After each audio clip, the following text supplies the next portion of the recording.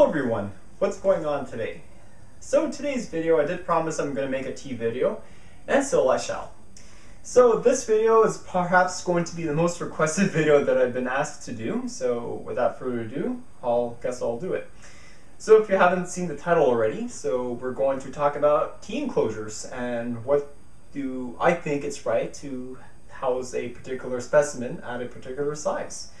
So I got a lot of PMs asking me specifically where do I get my tarantula enclosures from? Do I get them from a specific online store, or do I just go about and see what I can find? So we'll talk about that, and we'll talk about what's appropriate sizes for typical tarantula and given the size too.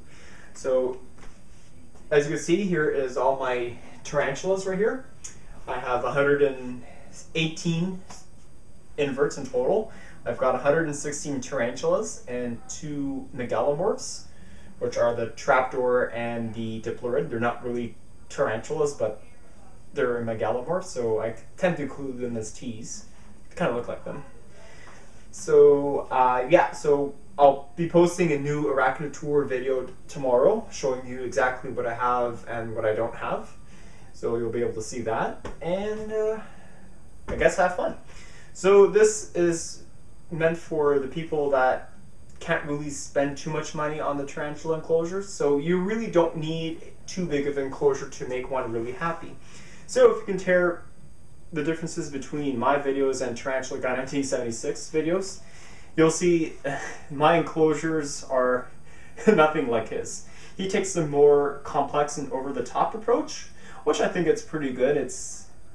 His enclosures are very natural, but I take the more simplistic approach, and maintenance is much more easier to be done than with his, because you have to take out the I think he has gold pothos plants that he has, and he has elaborate pieces of bark where I really should get one for my arboreals, so that's pretty good. So without further ado, let's get started. So we'll talk about your slings, both terrestrial and arboreal first, since perhaps this is the most requested point of this one. Okay, so about 1/2 inch arboreals and terrestrials. So do I recommend anything?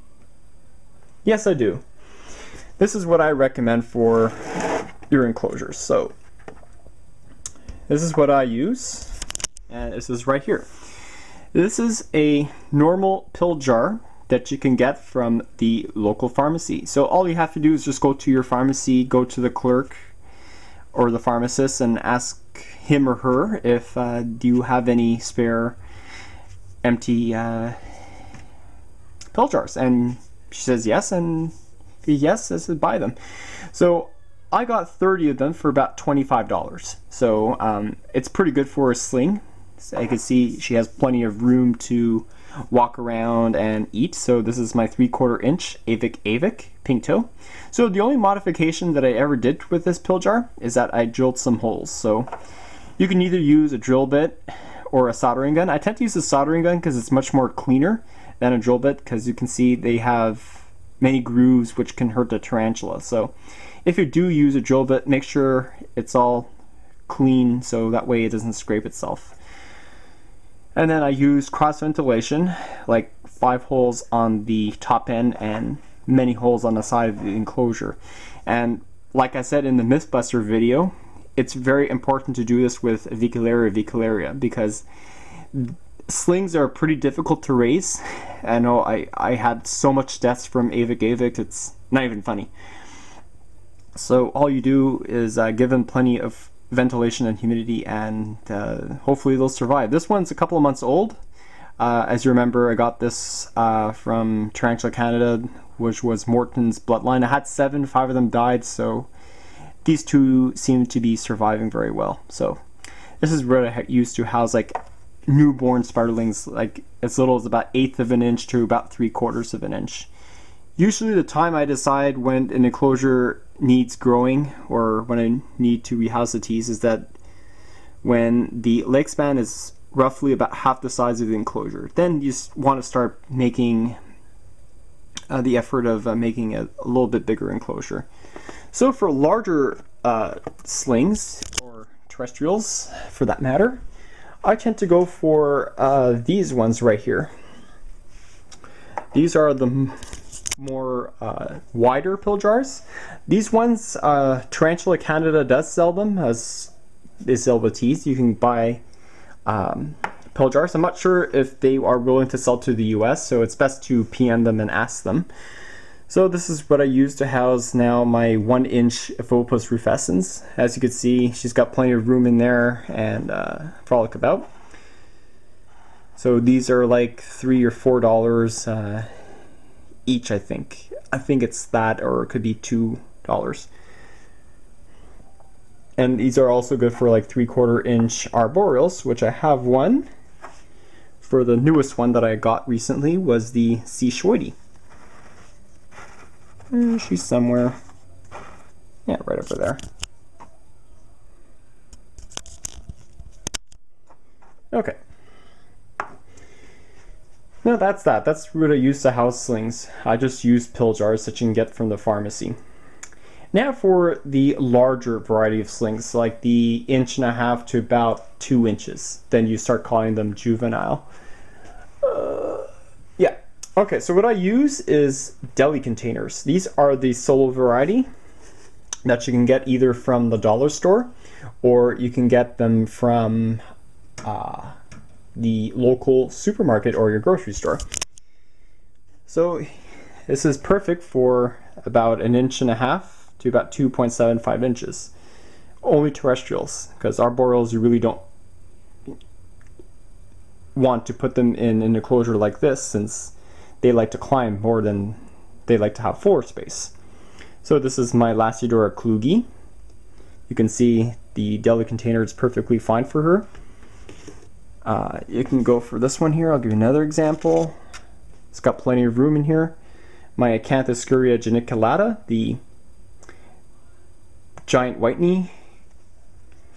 And you can even house as small as this one here, which is my Eupalestris wagenbergi, the white-collared. She's over here. So the only difference I did was just plug air holes. That's all you need on the side and on the top. So increase ventilation in here. Works. Okay, that's for slings. Now for arboreal slings, like the size of 1.5 to about 2.5 inches, I tend to use these deli containers. These are the 32-ounce variety from Solo.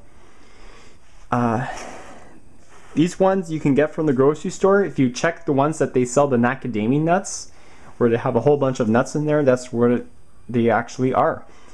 So all I do is drill holes, like I said, and design it just like your typical arboreal tank. So I have here my lovely Poecilotheria cephusca highland. It's perfect enclosure for the size at the moment. I also house like P. fasciata. I house also my P. striata, P. metallica. These are other two pokies in the back. There's a Tugrino ocelli in here, a Petersoni,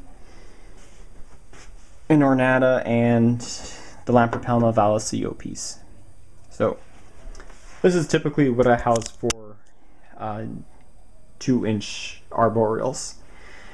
Now for the later juveniles to sub-adults, like around the 3.5 inches to 4 inches. So this is what I recommend for terrestrials. So you can either go for one of three things actually. You can go for the oversized deli containers. So I'll give you an example of one. These would be perfect for like, I don't know, 3 to 5 inch teas. So this one here is my roughly 1.25 inches Zenithus imanus, the Colombian lesser black. Yeah, she's pretty fast. So you can see that it's a really great enclosure. These guys, I think they go for around $5 or $6. You can go for those. Also, my preferential method for terrestrials is the critter keepers.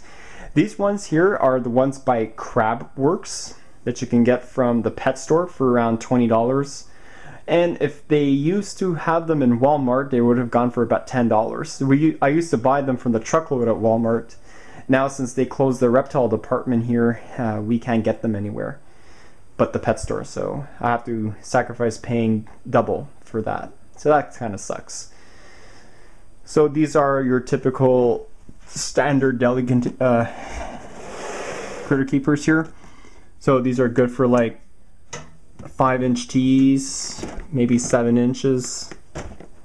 As you can see, I'll give you an example. This is Mystery, my Citharacanthes livingstoni.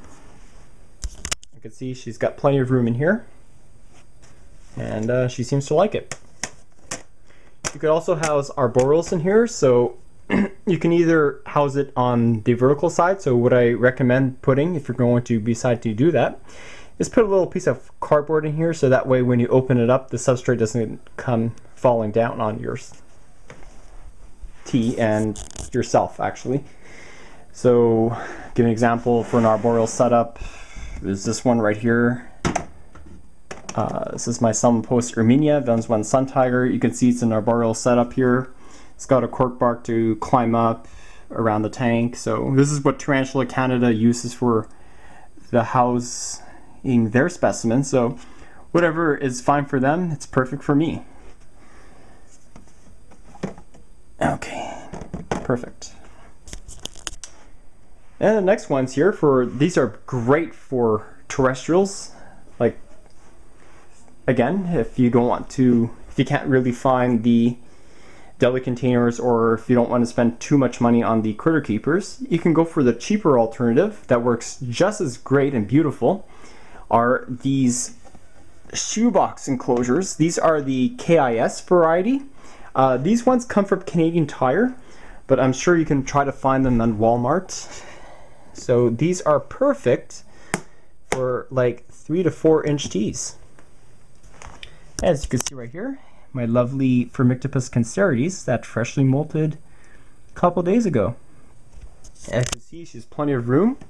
And if you compare it side by side to the critter keeper, it's not as tall, which is pretty good for terrestrials. And you're actually getting more space for it at just roughly 10 times less the cost.